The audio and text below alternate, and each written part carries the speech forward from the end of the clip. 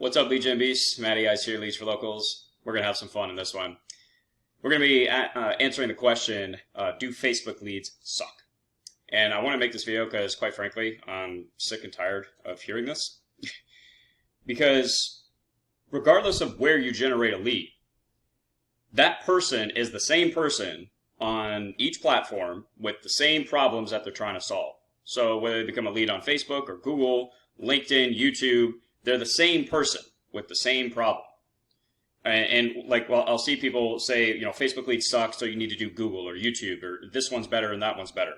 In some cases, depending on your business, certain platforms are better. They just make more sense to use than others. But at the end of the day, it really comes down to the process of generating the lead that will determine whether they suck or not. Right? I'll give you an example. One, your offer has a lot to do with it. Okay, if you are trying to generate, I'll just use some examples, like the industries that I work in.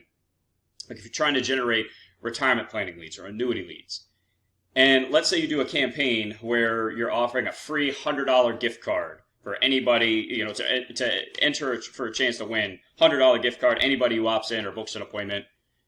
I'm not saying that process can't work. It's really going to depend on your funnel and weeding out the people who would actually be interested, and obviously making sure you're targeting your ideal prospect. So I'm not saying that can't work, but you're going to get a lot of junk. Like people just want the gift card. There's not a lot of intent there, right? That's why the process, in order to make a campaign work like that, an offer work like that, you have to have a really good funnel and follow-up system in place to pre-qualify people to see if they're actually interested before they actually become a lead.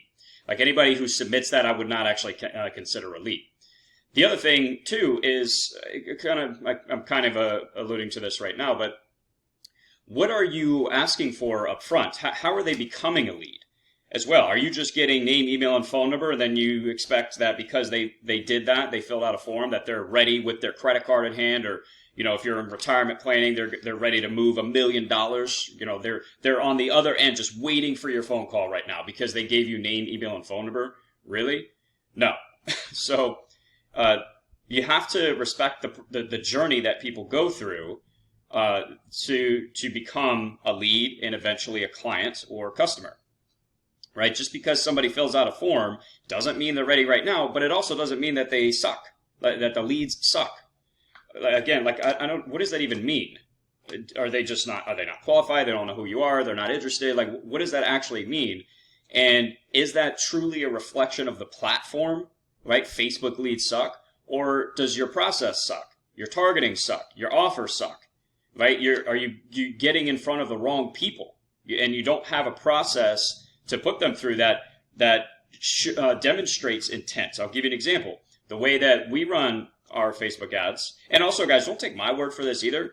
One of the mentors that I recommend sometimes is Dan Wardrobe. He's built a massively successful lead generation business on using Facebook ads. That's not the only thing they do, but I would check them out. He's got plenty of training on generating leads with Facebook ads. So check him out too. Anyways, I'll give you an example of the process that we do with our Facebook ads. So we offer some type of lead magnet. Well, first off, we make sure our targeting is good. Like you're getting in front of people that are good potential prospects. If we're offering our free annuity guide, we have a free annuity income guide. We're going to get in front of people who are interested in retirement planning. Also, there's demographics you can target based on household income, depending on the zip code. So obviously it costs more money to live in some zip codes than others, which means they probably make more money. So you can actually target that. People interested in retirement planning live in zip codes that indicate that they have a high degree of income. Make sure your targeting is good. Okay, first off. But we're offering this free annuity income guide. We have good ad creatives, good ad copy. We're leading with value.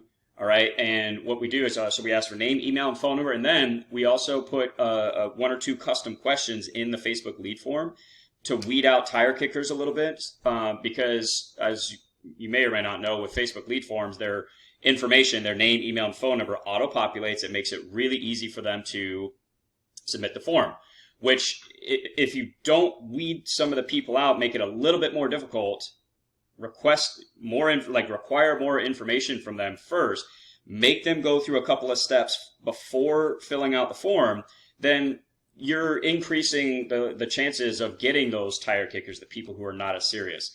So again, a lot of times it's not the platform, it's your process that's broken, that needs to be fixed. So we ask those custom questions, and one of the things I've been testing recently, and I'll take you to my GoHighLevel account here in a minute, and I'll show you the responses that I got from some of the recent test campaigns. These leads don't suck. Are all of them great and ready to go and are what I would call good leads? Of course not. That's just marketing, guys. You're always going to get some leads that are just not qualified, not ready, but that's also why you need a long-term follow-up sequence in place, so that when they are ready, when they are qualified, because you've provided so much value, they go to you when they're ready, right? Whole other, I guess, part of the conversation. But one of the things that I've been playing around with recently, if you are having trouble generating higher quality leads, this is something you can do. There's a conditional logic feature inside of the Facebook lead form. I have training on this on my YouTube channel. Maybe I'll link down to it below.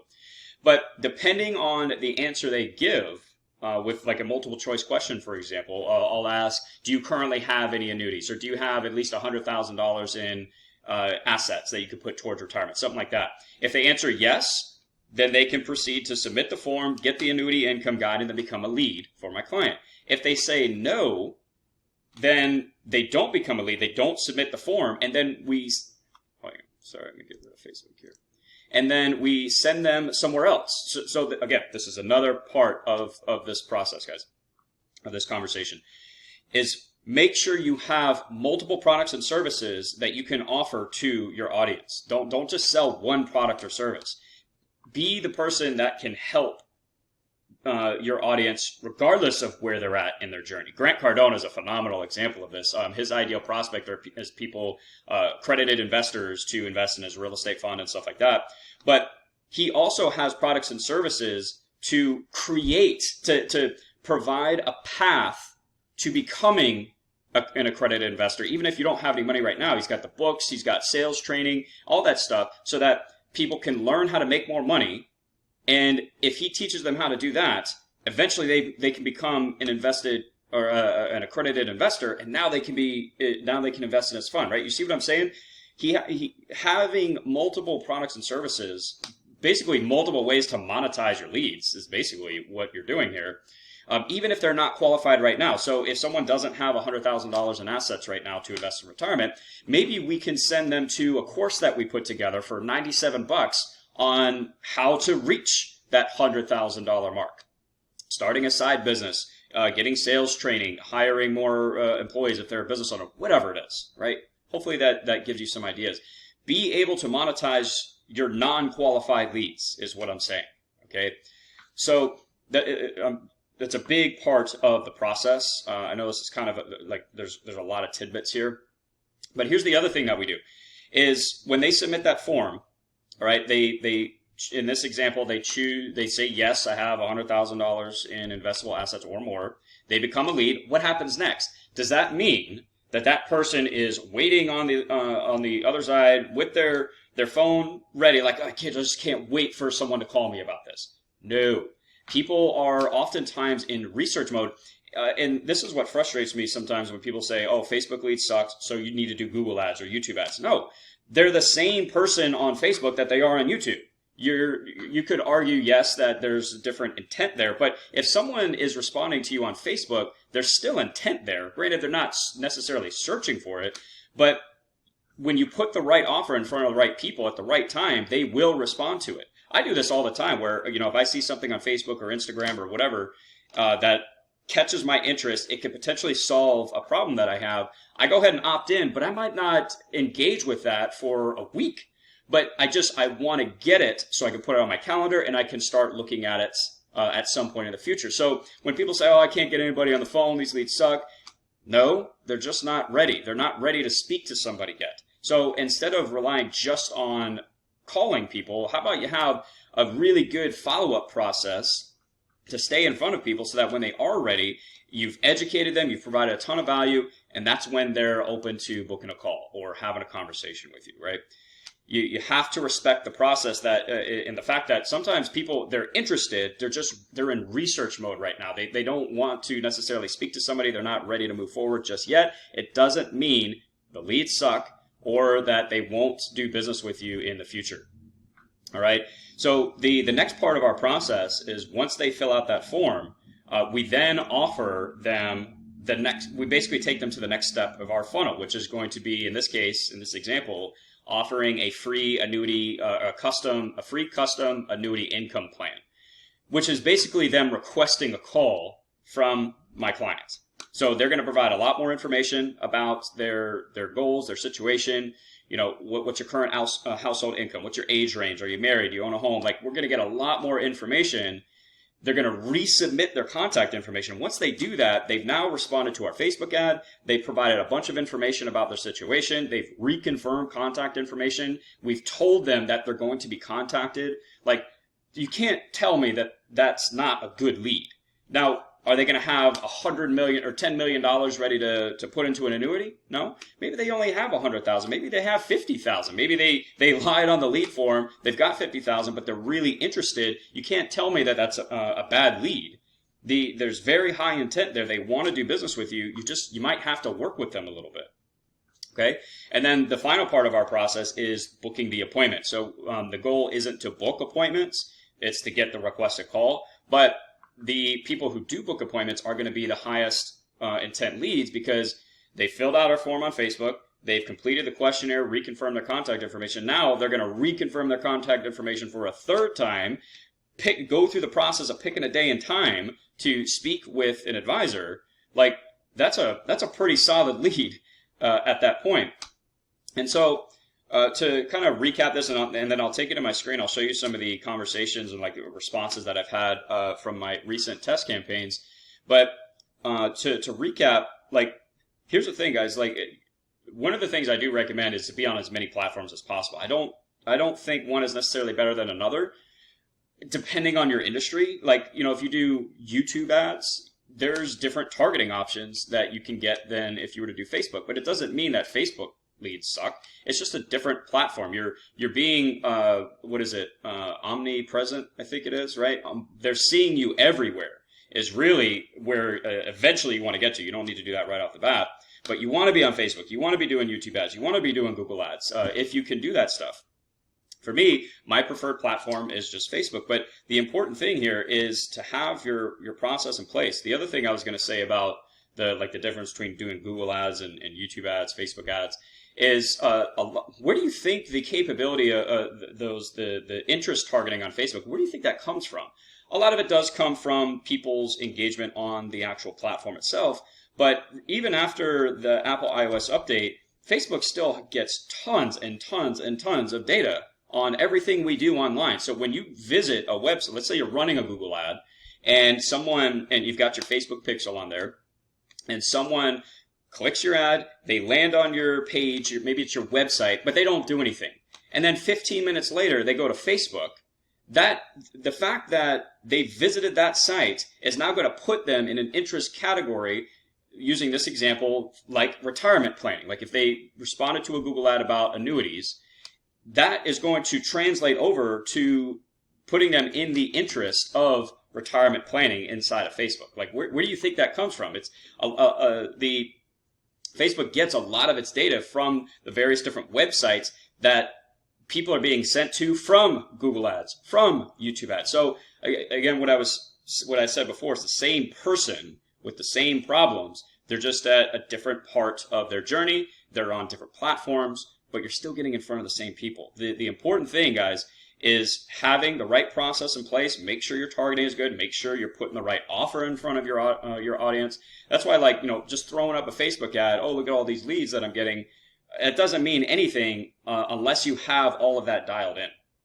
So what I would say, before I take you to my screen, is if you're having a problem with quality, you need to reevaluate your process, the targeting, offer, things like that. All right.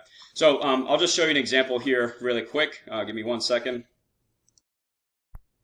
All right. So my GoHighLevel account, which if you don't have, 2-week free trial in the description. It is an affiliate link. I do appreciate the support, guys. All right. So this, I ran I'm always running new campaigns, testing different offers and different ad creatives and stuff like that. The one that we're doing now is absolutely crushing it. I'll have a link in the description to some of my recent Facebook ad campaign result videos that you can check out and like the overall strategy that we're doing. But recently we did a campaign for getting ERC tax credit leads as well as business funding leads, and it did really well. We were at $5 a lead for ERC, like $2 a lead for the business loans. Again, doesn't mean they're ready right now, but look at some of the responses that I got here. Like this one was for the ERC program. How long does it take to process the claim? This one was for the business funding. So this person filled out the form, filled out the questionnaire, and then booked an appointment, and then responded to a text message. I mean, again, when you have the right process in place, the stuff can work really well. I'm available anytime tomorrow before 2. Does that lead suck? Like if I get them on the phone, and let's say they're not qualified for funding, does that mean the lead sucks? I don't think so. Maybe you do. I don't know. And if you do, then put them through a more rigorous process to become a lead. You know, you need to have, like in the business funding example, you need to have at least a 700 credit score. If they don't have that, they don't become a lead. You need to at least have a business bank account or an LLC or some type of entity. If you don't have that, they can't become a lead. For me, I'd rather get the lead in, have the conversation, build the relationship, point them in the right direction to get whatever it is that they're missing, monetize the lead that way, and build and get a client for life. That's my philosophy. I don't need leads that are ready to close right now. But that's just me. Maybe you're different. But really good response here. Here's another one. Someone asking a question about the credit score that they would need to get funding. This person just said, thank you for sending the checklist. This was a different campaign, but a different checklist campaign that we ran. So, you know, guys, if you say your leads suck, you gotta, something's off with your process. If you'd like to do a deep dive, I probably should have mentioned this earlier too, but I do one-on-one coaching that, you know, if you want to book me for an hour and you want to go through your campaign and your process, like, hey, where can I fix this to make this better? I'll drop a link in the description and the comment section, whatever. Feel free to book a call. We'll hop on Zoom. We'll do a screen share and we'll break down your entire process. But, you know, try to get out of the mindset of saying like your leads suck and then blaming it on the platform. Like that's just a defeatist mentality. We don't want to do that. We want to ask, why do the leads suck? Do they actually suck, or does my process suck? Right? It's a whole different ballgame, and it will absolutely take your business to the next level and just take you to the next level as an entrepreneur when you start seeing things differently like that. All right? So anyways, I hope that helps, guys. I hope you got a few lessons out of that. And hopefully that answers the question, do Facebook leads suck? The answer is no. And if they do, then Google leads suck. YouTube leads suck. Like, it's all the same. They're all the same people that we're targeting, regardless of the platform that they're on. So you just need to fix your process. So anyways, drop some feedback down below, guys. Leave a comment. I'd love to hear what you think. What your experience with Facebook ads, Facebook leads versus Google leads have been. Like, have you noticed a significant difference, and why? Was it targeting? Was it your landing page? I don't know. You know, but I would love to hear your guys' feedback on this. So let's get a good conversation going on in the comment section. Either way, I hope you guys are crushing it, and I will talk to you in the next one. Matty Ice is out. To your success.